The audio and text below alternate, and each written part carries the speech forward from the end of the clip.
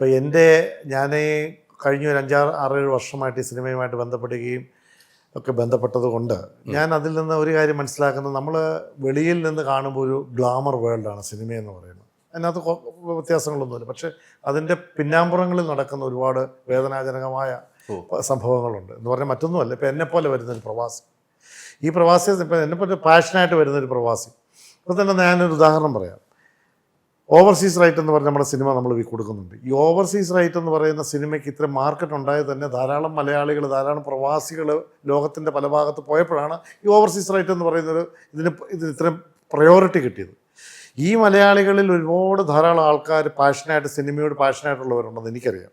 അഭിനയിക്കാനും invest ചെയ്യാനും ഒക്കെ താല്പര്യമുള്ള ആൾക്കാരുണ്ട്. പക്ഷേ എവിടെയാണ് ഇതിൻ്റെ പ്രശ്നം? ഇതിൻ്റെ പ്രശ്നം എവിടെയാണെന്ന് ചോദിച്ചാൽ, നമ്മുടെ ഈ ഇൻഡസ്ട്രിയിൽ നമ്മൾക്ക് കിട്ടുന്ന ബന്ധങ്ങളോ അല്ലെങ്കിൽ ഈ സിനിമയിൽ കിട്ടുന്ന കുറേ ബന്ധങ്ങളെന്ന് പറയുന്നത് ഇതിനകത്ത് കുറച്ച് ഫ്രോഡായിട്ടുള്ള കുറേ ധാരാളം ആൾക്കാർ ഇതിനകത്തുണ്ട്. അതില്ല എന്ന് നമ്മൾ സിനിമയ്ക്കുള്ളിലുണ്ട്. അപ്പോൾ ഈ കരങ്ങളിൽ നമ്മൾ അറിയാതെ ചെന്ന് പെടുമ്പോഴാണ് പാതി വഴി സിനിമ ഇട്ടിട്ട് പോകുന്നു, അല്ല സിനിമ വെളിയിൽ ഇറക്കാൻ പറ്റാതെ വരുന്നു, അല്ലെങ്കിൽ സിനിമയിൽ അഭിനയിപ്പിക്കാമെന്നും പറഞ്ഞ് കാശ് മേടിക്കും. ഇങ്ങനെ ധാരാളം ഈ ഫീൽഡിൽ നടക്കുന്നുണ്ടെന്നുള്ളത് ഞാനിവിടെ വന്ന് നിന്ന് കഴിഞ്ഞപ്പം എനിക്കിത് മനസ്സിലായി. അപ്പോൾ ഞാനതിന് പറയുന്ന കാരണം എന്താണെന്ന് വെച്ചാൽ, ഇവിടെ നമുക്ക് ധാരാളം സിനിമകൾക്ക് സംഘടനകളുണ്ട്. വളരെ ഇതായിട്ടുള്ള ചേംബറുണ്ട്, അല്ല പ്രൊഡ്യൂസർ അസോസിയേഷൻ, FFK, അല്ലെങ്കിൽ നമുക്ക് എല്ലാവർക്കും സംഘടനകളുണ്ട്. ഈ സംഘടനകൾക്ക് മാത്രമേ ഇതിനെ രക്ഷിക്കാനാവുള്ളൂ ഒരു പരിധി വരെയെങ്കിലും. കാരണം ജീവിതത്തിൻ്റെ എല്ലാ ഭാഗങ്ങളിലും ഇങ്ങനെയുള്ള കാര്യങ്ങളുണ്ടില്ലെന്ന് ഞാൻ പറയുന്നത്. പക്ഷേ സിനിമയെ കുറേയെങ്കിലും നമുക്ക് മറ്റുള്ളവരുടെ മനസ്സിൽ ആ ഇമേജ് പിടിച്ച്, പ്രത്യേകിച്ച് പ്രവാസികളെ ഞങ്ങളെപ്പോലുള്ളവർ ഇവിടെ നടക്കുന്നതിനകത്ത് കുറച്ച് ജെനുവിനിറ്റി ഉണ്ടെന്നുള്ളത് തെളിയിക്കുക എന്നുള്ളത് അത് ഇവിടുത്തെ സംഘടനകൾക്ക് മാത്രമേ പറ്റത്തുള്ളൂ, വേറെ ആർക്കും പറ്റത്തില്ല. ഇൻഡിവിജ്വലി ഒരാൾ വിചാരിച്ചാൽ നടക്കുന്ന കാര്യങ്ങളല്ല. അപ്പോൾ ഈ സംഘടനകൾ ചെയ്യേണ്ട കാരണം എൻ്റെ ഒരു സജഷനായിട്ട് ഞാൻ വെക്കുകയാണ്. ഇപ്പോൾ ഇവിടെയുള്ള ചേംബർ, നമ്മൾ സിനിമയെ ഏതായാലും ചേംബറിൽ ബന്ധപ്പെടാതെ സിനിമ ചെയ്യാൻ പറ്റത്തില്ല. പ്രൊഡ്യൂസർ അസോസിയേഷനായിട്ട് ബന്ധപ്പെടാതെ ഒരാൾക്കൂടെ സിനിമ ചെയ്യാനും പറ്റത്തില്ല. അപ്പോൾ അവരെ സംബന്ധിച്ചിപ്പം അവരുടെ ഈ സംഘടനകൾക്ക് ഒരു NRI സെല്ല് എന്ന് പറയുമ്പോൾ ഗവൺമെൻറ്റിന് NRI സെല്ലുണ്ട്. കേരളത്തിൽ ഇൻവെസ്റ്റ് ചെയ്യാൻ വരുന്ന ആൾക്കാരെ പ്രൊട്ടക്റ്റ് ചെയ്യാനും അവർക്കൊരു ഗൈഡ് ലൈൻസ് കൊടുക്കാനും അവരെ പ്രൊട്ടക്റ്റ് ചെയ്യാനായിട്ട് ഗവൺമെൻറ്റിനൊരു ഒരു വിഭാഗമുണ്ട്. എന്ന് പറഞ്ഞ പോലെ എന്തുകൊണ്ട് ഈ ചേംബറിന് അല്ലെങ്കിൽ ഈ സിനിമയെ പ്രൊഡ്യൂസർ അസോസിയേഷന് ഒരു NRI സെല്ല് വെക്കുക, അതിനൊരു ഗൈഡ് ലൈൻസ് വെക്കുക. അപ്പം നമ്മളുമായിട്ട് സിനിമ ഇൻഡസ്ട്രിയിൽ നിന്ന് ബന്ധപ്പെടുന്നവരോ അല്ലെങ്കിൽ നമ്മൾ സിനിമ ഇൻഡസ്ട്രിയിൽ ബന്ധപ്പെടുന്നവരോ അവരുടെ ഒരു ജെനുവിനിറ്റി ഇവർക്ക് ഈസിയായിട്ട് കണ്ടുപിടിക്കാൻ പറ്റും. നമ്മളെക്കാൾ കൂടുതൽ ഏരിയ ഉണ്ട് ഇവർക്ക് കണ്ടുപിടിക്കാനുള്ളത്.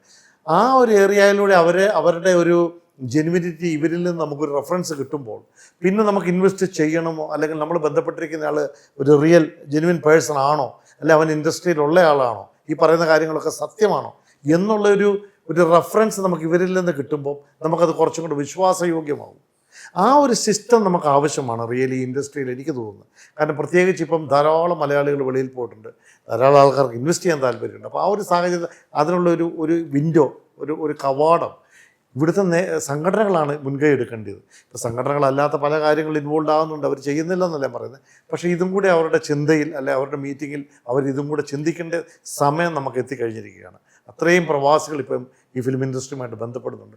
ധാരാളം പ്രവാസികൾക്ക് ബാഡ് എക്സ്പീരിയൻസ് കിട്ടുന്നുമുണ്ട്, അതും നമ്മൾ അറിയുന്നുണ്ട്. അപ്പം അതിനുള്ള ഒരു സൊല്യൂഷനായിട്ട് ഞാൻ കണ്ട ഒരു പോംവഴി ഈ സംഘടന. പോംവഴി കറക്റ്റാണ്. പക്ഷെ അങ്ങനെ വരുമ്പോൾ ഈ സംഘടനകൾ ഇടപെടുമ്പോൾ നേരെ ആയിട്ട് വരുന്നത്, സ്ട്രേറ്റ് ഫോർവേഡ് ആയിട്ട് വരുന്ന ഒരു പ്രൊഡ്യൂസറിന് അത് കഴിയുള്ളൂ.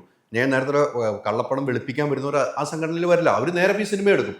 സ്ട്രേറ്റ് ആയിട്ട് വരുന്നവർക്ക് ഈ ഗൈഡൻസ് കൊടുക്കുകയാണെങ്കിൽ ഓക്കെയാണ്. അങ്ങനെയുള്ളവർ സിനിമ ചെയ്താൽ ഇവർക്ക് നഷ്ടങ്ങൾ ഉണ്ടാവില്ല. താങ്കൾ വെച്ച ആശയം കൃത്യമാണ്. ഞാൻ ഇപ്പോഴും പറഞ്ഞു, സ്ട്രൈറ്റ് ആയിട്ട് വരുന്നവർക്ക് ഈ മാനദണ്ഡം പറ്റത്തുള്ളൂ. അല്ല, സ്ട്രൈറ്റ് ആയിട്ട് വരുന്നവർ എടുത്താൽ മതി, അല്ലാത്തവർ വരുന്നവർ പൊക്കോട്ടെ.